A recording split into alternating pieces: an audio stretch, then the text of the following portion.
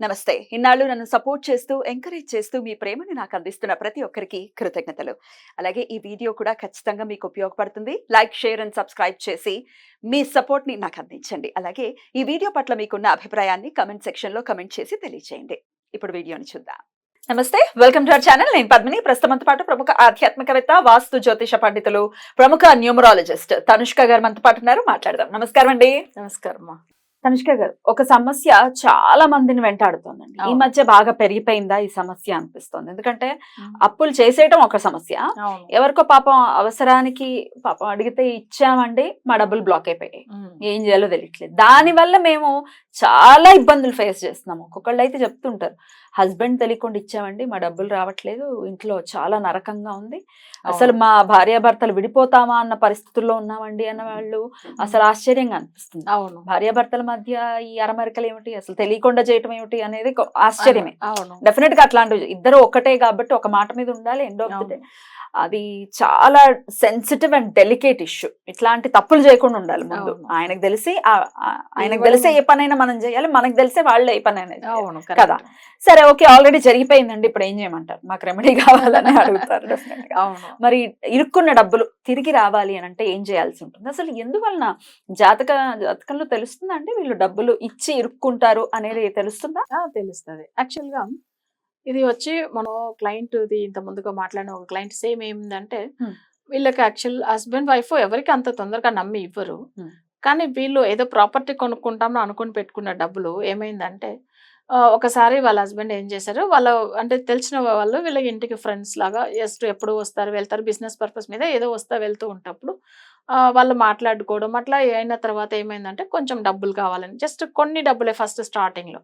తర్వాత వాళ్ళు అడిగినప్పుడంతా వీళ్ళు ఇవ్వడం స్టార్ట్ చేశారు. అంటే వాళ్ళకి అర్థం కాలేదు, వాళ్ళు అడిగితే ఎంత అడిగినా ఇవ్వడమే అప్పులు. సో ఇస్తూనే ఉంటారు, బట్ రిటర్న్ అయితే వీళ్ళు లేదు, మీరు ఇప్పుడు ఇది ఇస్తేనే నాకు ఆ ప్రాబ్లం సాల్వ్ అయితే నేను అప్పుడే మళ్ళీ మీకు రిటర్న్ ఇవ్వగలను. సో వాళ్ళ మాటలు చూడండి, వాళ్ళు నమ్మేస్తున్నారు. బట్ వీళ్ళు అదే అంటుంది ఆమె, యాక్చువల్ గా మా హస్బెండ్ ఇలాంటి పనులు చేయరు, ఎందుకు అట్లా నమ్మి ఇచ్చేసారో తెలియదు తనకు అట్లా అని. బట్ ఎంత వెళ్ళి అడిగినా లేదండి, మీరు అసలు ఏం లేదు, ఈ డబ్బులు ఇచ్చిన తర్వాతనే నాకు మళ్ళీ వేరే ఇవి బిజినెస్ క్లిక్ అవుతుంది, నేను ఇస్తాను.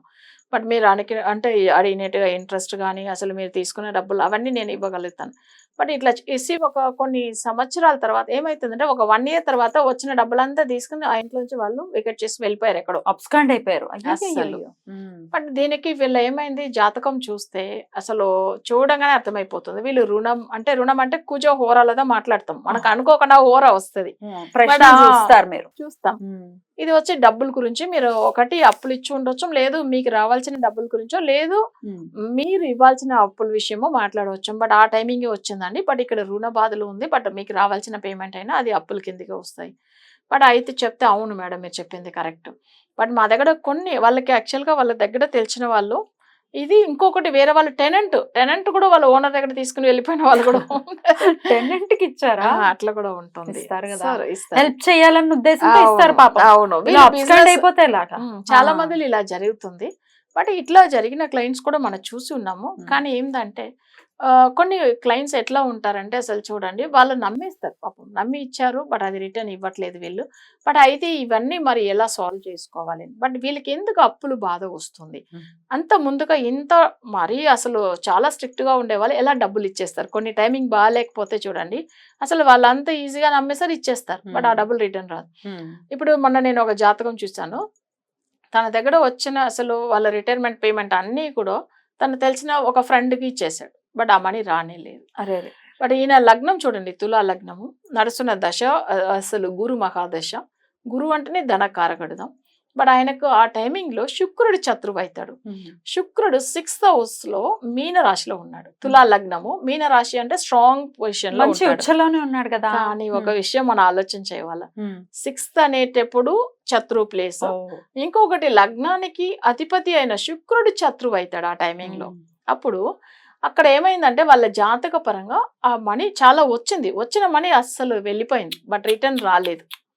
అంటే చూడండి, జాతకము నడుస్తున్న దశ మంచి దశ, బట్ అందరికి ఏమనిపించును, గురు దశ బాగుంది, బట్ నిజంగానే బాగుంటుంది. కానీ కొన్ని లగ్నానికి మంచోడు కాదు గురు, అసలు వాళ్ళకి సమస్యలు ఎక్కువ ఇస్తాడు. అప్పుడు ఏమైతుందంటే ఆ రుణ బాధలు అనేది ఆ టైం బాగా లేకుండా వాళ్ళు ఇచ్చేసారు. బట్ ఎన్ని సంవత్సరాలు మంచిగా చేసుకున్న వాళ్ళు ఎందుకు ఆ టైం అంటే ఆ దశ వచ్చినప్పుడు మాక్సిమం చూడండి గురు మహాదశలో ఎక్కువ చాలా సఫర్ అయిన వాళ్ళు శుక్రుడు అంతర్దశలోంచి అస్సలు ప్రాబ్లమ్స్ కంటిన్యూ అవుతా ఉంటది. అంతవరకు తెలియదు వాళ్ళకి, ఇస్తూనే ఉంటారు. అప్పుడు వాళ్ళకి ఆ సమస్య ఏంది అనేది అర్థమవుతుంది. అంటే శుక్రుడు అంతర్దశ వచ్చినప్పుడు బాగుండదు. సో ఇదిదా మనం అర్థం చేసుకోవచ్చు. ఇంకొకటి జాతకంలో ఈ అప్పుల విషయంలో బాధపడేదానికి మేజర్ కుజుడు అని చెప్పాను కదా, బట్ ఆ కుజుడు మేష రాశిలో మాందిగా ఉంటానో లేకపోతే వృశ్చిక రాశిలో మాంది గ్రహం ఉంటేనో వాళ్ళకి రుణ బాధలు అనేది ఎక్కువ ఉంటుందండి. ఇది చాలా మంది క్లయింట్స్ మనం చూసినాము. అసలు వాళ్ళ నవాంశ చక్రంలో కానీ లేదు రాశి చక్రంలో కానీ కుజుడు నెగిటివ్ అయినప్పుడు అసలు వాళ్ళకి ఎంతదా డబ్బులు అనేది వీళ్ళు ఇవ్వాల్సిన డబ్బులు కూడా ఇవ్వలేకుండా పోతారు, రావాల్సిన మనీ రానే రాదు. మరి ఆల్రెడీ ఇట్లాంటి సమస్యలు ఉన్నప్పుడు మీరైతే ఎట్లాంటి రెమెడీస్ ఇస్తారండి? ఇప్పుడు వీళ్ళకి ఒకవేళ గ్రహాలు మాంది గ్రహం వల్లదా వాళ్ళకి దోషం అని కనిపెడతాం ఫస్ట్. ఎందుకంటే మాంది గ్రహం అనేది నెగిటివ్ పవర్ అస్సలు ఇస్తుంది. అందుకే ఏమైతుందంటే ఎన్ని పూజలు చేసి కూడా మాకు ఫలితం లేదు అని చెప్తూ ఉంటారు చూడండి. వీళ్ళకి మాంది గ్రహ దోషం నివర్తి చేస్తేనే వాళ్ళకి ఫలితం వస్తుంది. వాళ్ళు అందుకే ఎన్నో పూజలు చేశామండి, అందుకే జ్యోతిషం మీద విరక్తి వచ్చిందని చెప్పే వాళ్ళే చాలా మంది నా దగ్గర. నేను అదే అంటాను, మీరు ఇట్లా చెప్తున్నారు కదా, ఫస్ట్ ఎవరికి మేజర్ ప్రాబ్లం ఉందో వాళ్ళదొక్కటిదా మేము మొన్న తీసుకోమని చెప్తాము.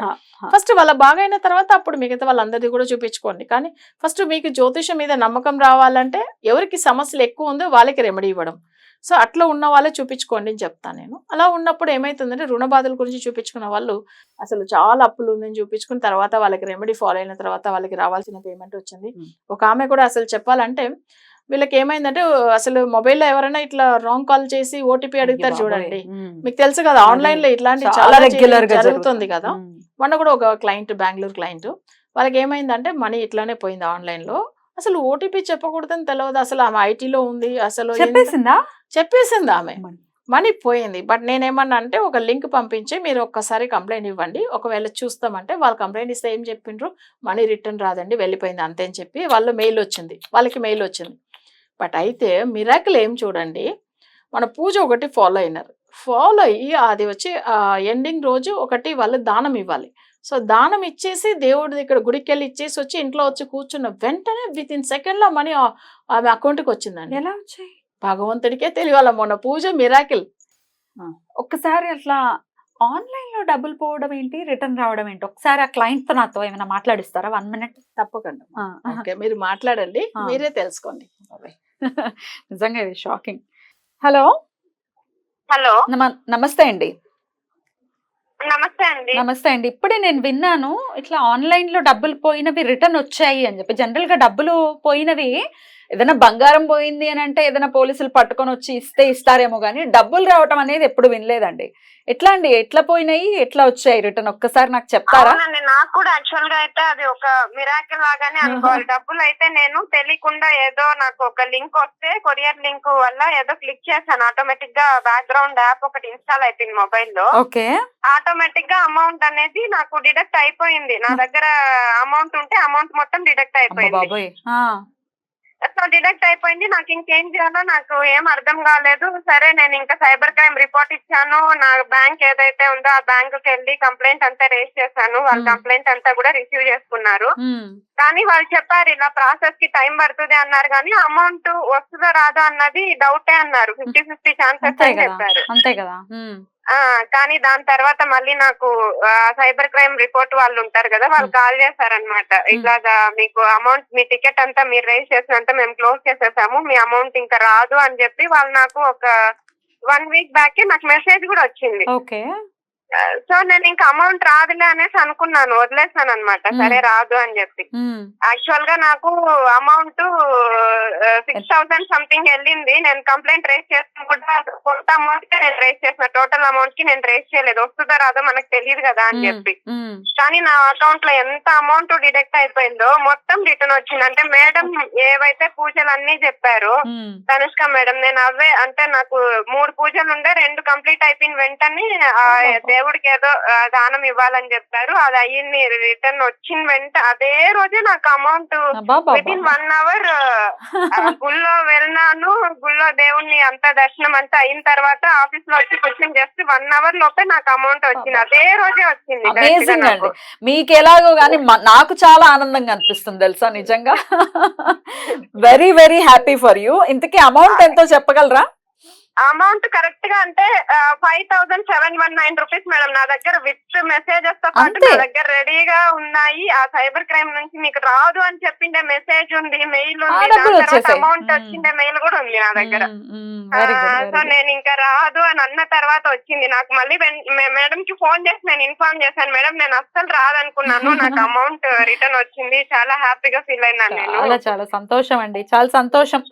మీ ఎక్స్పీరియన్స్ నాతో షేర్ చేసుకున్నందుకు కూడా కృతజ్ఞతలండి. నమస్తే అండి. Thank you. అమౌంట్ ఎంత అనేది పక్కన పెట్టేయండి. అసలు అసలు అది ఒక్క రూపాయి 5,000 అయినా 5 lakhs అయినా అంతే. మన కష్టార్జితం అది. end but of the day. కొంతమంది ఏంటంటే మనీ విషయం బయట చెప్పుకోరు. చెప్పుకోరు. సో ఎంత ఒరిజినల్ అమౌంట్ కూడా చెప్పరు. కానీ అసలు కష్టార్జితం అండి. ఒక్క రూపాయి 5,000 అయినా అంతే కదా. నాకు అనిపించింది ఏంటంటే కొన్ని వాళ్ళ మనీ విషయం కూడా, ఎందుకంటే వాళ్ళు షేర్ చేసుకోవద్దు కొన్ని విషయాలు, వాళ్ళ పర్సనల్ విషయాలు అని చెప్పి నేను చెప్తాను.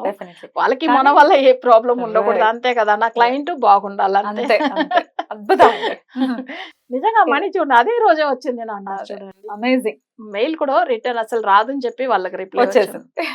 కానీ మనీ వచ్చింది. అద్భుతం. అసలు నిజంగా ఆమెకే అర్థం కాలేదు. ఆమె ఒకటే చెప్పింది, మేడం మెయిల్ నేను వాళ్ళకి పెడితే మెయిల్ రిప్లై ఏమి ఇచ్చారంటే, అసలు ఇట్లా జరిగిన విషయం తర్వాత ఏమైందంటే ఈమెకు ఆ పూజ చేసేసి వచ్చి ఇంట్లో కూర్చోగానే అసలు ఆటోమేటిక్ ఆమె కంప్లైంట్ ఇచ్చింది ఆఫ్ పేమెంట్, అంటే ఫుల్ గా ఇవ్వలేదు. ఎందుకంటే వాళ్ళకి లెక్క చూపి వాళ్ళు ఇవన్నీ ఉంటాయి కదా రిస్క్ అని చెప్పి కొన్ని అమౌంట్స్ గురించి ఆమె అక్కడ కంప్లైంట్ ఇచ్చింది. కానీ వెళ్ళిన ఎంత అమౌంట్ అంతే రిటర్న్ వచ్చింది చూడండి. నిజంగా అది ఆశ్చర్యం అండి. ఇట్లానే ఒక క్లయింట్ ఇంత ముందు కూడా సేమ్ ఇదే ఇష్యూ. వాళ్ళకి వచ్చేందంటే వాళ్ళ హస్బెండ్ మనీ వచ్చి అసలు తను చనిపోయారు. సో యాక్సిడెంట్ కేసు ఒకటి, ప్లస్ తను మనీ వచ్చిందని వాళ్ళు ఎవరికో తెలిసి ఉండొచ్చు. అట్లానే ఇన్సూరెన్స్ వేస్తున్నారు, ఇన్సూరెన్స్ మనీ వచ్చింది. వచ్చిన మనీ చాలా అండి. అసలు అది ఎంత అట్లనే వాళ్ళు ఎవరు అసలు ఈమె దగ్గర సేమ్ ఓటీపీ ఏందని, వీళ్ళకి ఏదో గిఫ్ట్ బాక్స్ వచ్చిందని, ఏదో అబ్రాడ్ నుంచి పార్సల్ వచ్చింది సంథింగ్ ఏదో ఒక మాట అని వాళ్ళని అసలు ఏదో ఒక మాయ మాట చెప్పి ఓటీపీ తెలుసుకుని అంతే ఫుల్ అకౌంట్ నుంచి వెళ్ళిపోయింది మనీ అన్ని. అసలు ఆ విషయం కూడా నేను క్లయింట్తో చాలా బాధపడాను. ఎందుకంటే ఎక్కువ ఇట్లాంటి విషయాలు జరుగుతుంది. కానీ మనం ఓటీపీ ఎవరికి చెప్తున్నాం అసలు ఎందువల్ల? బట్ మన ఏది మనకు కానీ అసలు జనరల్గా చూడండి, జనులు కూడా ఏదైనా బుక్ చేశారంటే వాళ్ళు బుక్ చేసింది నిజమైతే చెప్పవచ్చు. వాళ్ళు అసలు ఏమీ తెలియకుండా ఒట్టిగానే మీరు ఓటీపీ చెప్పండి అంటే ఎలా చెప్తారు? అసలు చెప్పకూడదు. లేదు. అయితే ఇది ఏదో రెమెడీ చెప్పటం కాదు, వాళ్ళ జాతకాన్ని అనుసరించి మీరు రెమెడీ ఇవ్వటం జరిగిన దానివల్ల అక్కడ చూడండి మనీ వెళ్ళిన మనీ రిటర్న్ వచ్చింది. అదే కదా దేవుడు అనుగ్రహం. నిజంగా అలా ఉండాలి. మరి అట్లా ఒకవేళ బ్లాక్ అయ్యి ఉన్నాయి మా డబ్బులు అని అనుకుంటే డెఫినెట్ గా మీరు చేయించేటటువంటి పూజలు కానీ చెప్పేటటువంటి రెమెడీ పర్సనలైజ్డ్ గా ఉంటాయి. అంటే మీ జాతకాన్ని అనుసరించి ఇస్తారు. అవును, వేగ్ గా చెప్పేయటం కాదు, ఇది చేసేసుకోండి వచ్చేస్తాయని కాదు, పర్సనలైజ్డ్ గా చేయాలి అని చెప్తున్నారు. కాబట్టి మరి మీరు కూడా ఇట్లాంటి బ్లాకేజెస్ లో ఇరుక్కున్నారు, ఎవరికో ఇచ్చి ఇబ్బంది పడుతూ ఉన్నట్టయితే డెఫినెట్ గా మేడం ని కాంటాక్ట్ చేయండి. రైట్ మేడం, చాలా అద్భుతమైనటువంటి విషయాన్ని తెలియజేశారు. Thank you so very much. నమస్తే. నమస్తే.